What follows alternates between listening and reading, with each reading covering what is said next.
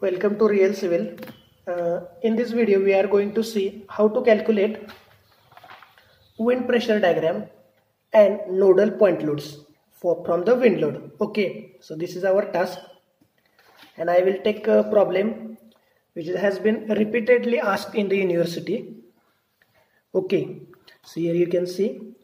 Now I will first read the problem. A multi-story building 20 by 30 meter in plan dimension. Height of the building is 30. Bay width is 5 meter. Story height is uniform. Location is Surat. Category is 3. Topography plain with upwind slope less than 3 degree and life of the building is 100 years.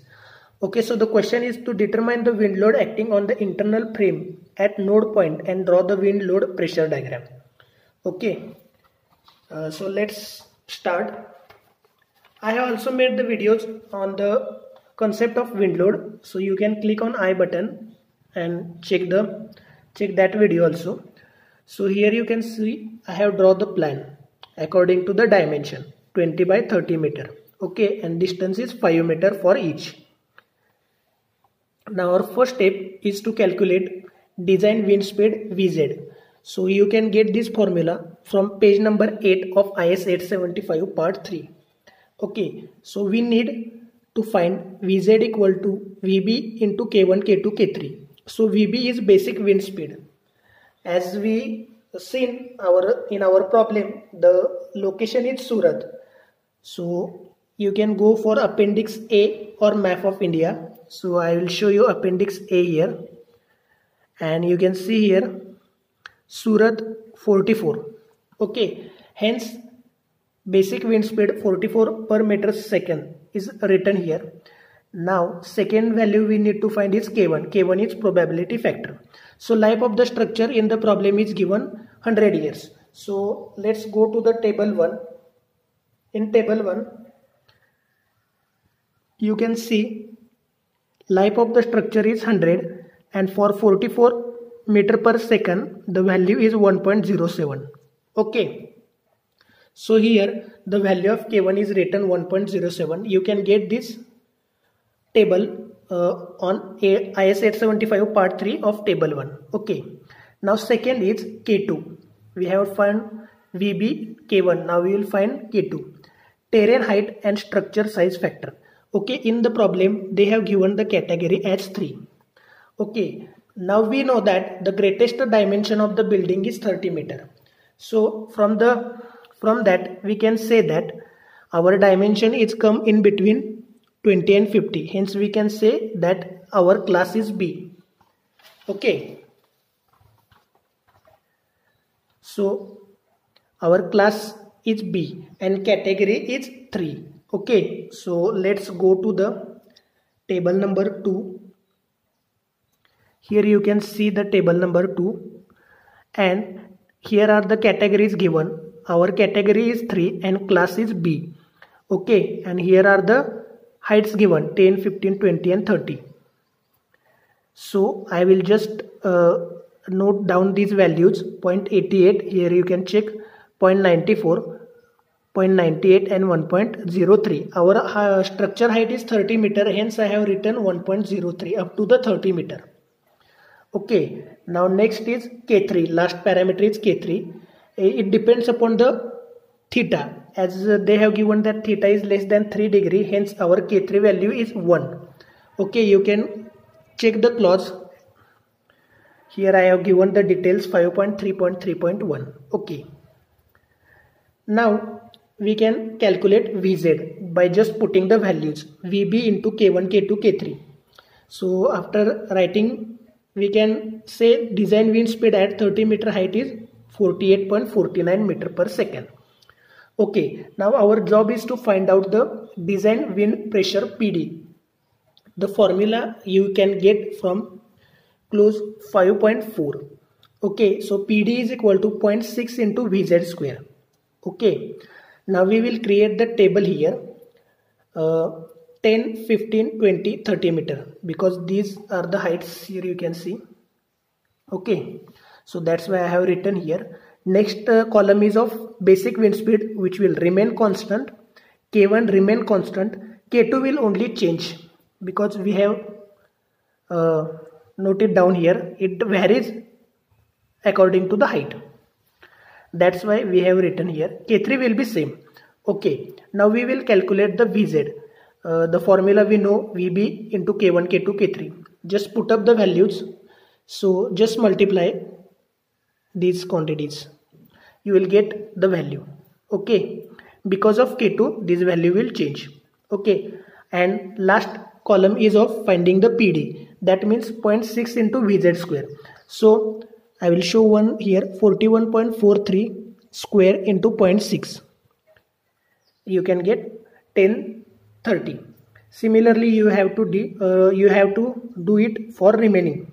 Okay, that's how you can find out the value of PD. Our next task is to design wind load. Okay, so you can see here clause 6.3. The formula is EF equal to CF into AE into PD. Now listen carefully. Now this is very important part. Just be careful so that your concept will get clear. Here we need to find out the value of CF. I will show the graph. Okay, by using this graph we can find CF. Okay, for that we need to find the value of A by B. Means here you can see A is 20, B is 30. Dimensions of the plan dimensions. Okay, so A by B is 0.67. Okay, and these graphs are of H by B. So H by B means height is 30, B is 30. So we get the value 1. So you just need to join. So 0.67 will come somewhere here. This is 1. Okay, so if you join here, so you can get 1.22, around 1.22 value CF. Okay. The building is unbraced as there is no shear wall. Now we have to find out the effective frontal area. Okay, since slab will act as a rigid diaphragm because of all planes are symmetrical. Now effective frontal area will be 30 divided by 7. So 7 are the just number of the columns. You can see here 1, 2, 3, 4, 5, 6, 7. So I just divided by 7. So we will get the effective frontal area. Okay, now loading on the frame per meter height of the wall. Okay, so we are just calculating per meter height of the wall. So F equal to CF into AE into PD. We have calculated CF as 1.22, AE 4.285 and PD I have written as it is because we have calculated the PD, but it changes with height. Okay, so let's create another table. So write down the height 10, 15, 20, 30. This is our maximum height is 30, or if it is greater you can take the next number also. We have calculated the PD as you have seen here. Once again write these values. Okay, next is design wind load. So how can we calculate design wind load? This is F. So just multiply by 5.23.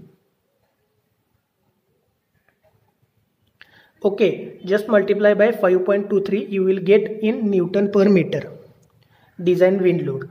Okay, but if you want to convert it in kilonewton per meter, just divide by 1000, you will get these values. Okay, now nodes are considered at the center of beam column joint. Okay, so at the slab level where there is a beam column joint, at the center of that we consider. So here they have said that assume the overall depth of the beam as 500 mm. Okay. Any node carry the wind load of half of the height of upper floor and half of the height of lower floor. Okay, I will just explain you here. Now the time has come to draw this diagram. Okay. Now be careful, just listen carefully. We need to create or we need to draw this table. Okay, so how can we draw?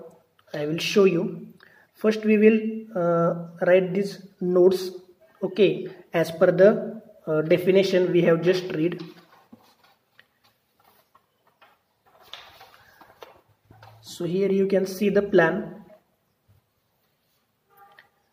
the intensities, the floor levels are given here: 5 meter, at 9 meter, 13, 17, 21, 25. Okay, now we as per their guidelines, they said that the center is at the beam column joint, okay, not at the top of the floor level. Okay, so what we will do, so 5 meter is the level, 0.5 is the beam depth, so half will be the center, hence we are just deducting 0.5 by 2, we will get 4.75. Here you can see we just need 5 meter is the top level, but as per their definition they said that beam column joint center we want, hence I am just deducting half of the beam depth. Similarly we can do for 9 meter. Here you can see 9 meter minus 0.5 by 2, we get 8.75. Okay, similarly for 13, 17, 21, 25 you can calculate. Okay, so our first column will get ready, 4.75, 8.75. as you can see here we can calculate. Okay, now second our job is to find out the loading level. Okay, so how can we find out the loading level, which is very simple. I will take you to the last page. Okay, this is very simple. Here you can see that we have find out the 4.75 here. Okay, so what they said here, any node carry the wind load of half the height of upper floor and half of the height of the lower floor. Okay, that's we are carrying the centers of the floor, which is quite easy. Here you can see 4.75 meter. So if we want to find out the center, we have to divide it by 2. Hence we will get 2.375. As you can see, it's marked here. Now we can calculate it for this floor. So 9 minus 0.5 by 2. So that means 9 minus 0.25. So we will get the 8.75 center here. So if we divide it by 2, we can get 4.375, but we are calculating it from the ground level, hence we need to add this value 2.375. Okay, after adding you can get the value of 6.75. Okay, I will show you for the next floor how can we do. Here you can write the floor level 13 minus half of the beam depth. Okay, so that will be 12.75. Now I want the center, hence I will divide it by 2. So I'll just need to find out my calci. 1 minute. Yeah, I got my calci. I'll just write the value 6.375. Okay, now you just need to add these two values. Okay, so we can get 10.75, and here you can see 10.75. As I want the distance from the base, hence I have to add the above value. So this way you can do up to the top. Now we again come back. Now we have find out the nodes. Now we have find out the loading levels also. Okay, as per the code, you just need to focus on these values. Okay, now code says that up to the 10 meter level, here you can see up to the 10 meter you can take this intensity as it is. Hence up to the 10 I have written 5.39. Okay, now we have to find out the intensities for these values. Okay, I will show for the one value, you can calculate for the others. Now 10.75. So how can we find out the 10.75? Here you can see 10.75 comes between 10 and 15. Okay, so the value for 10 is 5.39, value for 15 is 6.15. Okay, so by interpolation, here you can see the interpolation. Here the difference is 5 and 0.76, and we want for 10.75, that means 0.75. So here you need to find. This is way they do my way is slightly different. My interpolation way is different. I just write the values like 10, 10.75, 15, 5.39. I need to find this value, and here you can see 6.15. So my value, my way is slightly different.